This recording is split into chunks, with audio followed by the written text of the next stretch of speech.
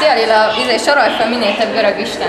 Hát volt Hádész, az árvilágisten, Zeus, a főisten, az ő felsége Héra, az asszonyok és a családok védelmezője, volt még Vénusz, a szerelem istennője.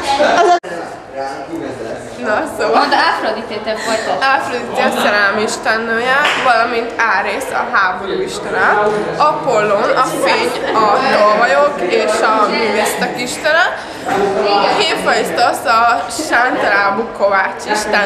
Igen, és Hermész az istenek hírnöke.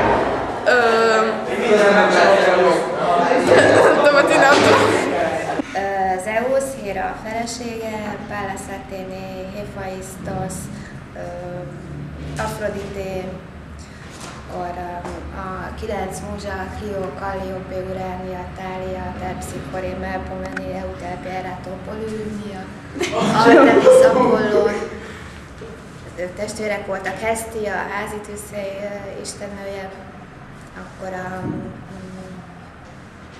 napisten, hát most nem, Héliosz a napisten, akkor Hekáté az éjszaka istennője, és ennyi jut eszembe. Tehát a kentaur az egy félig ember, félig ló. Igen. A másik kérdésem meg az lenne, hogy ön szerint hány gyereke volt Zeusnak? Hát én úgy tudom, olyan 150.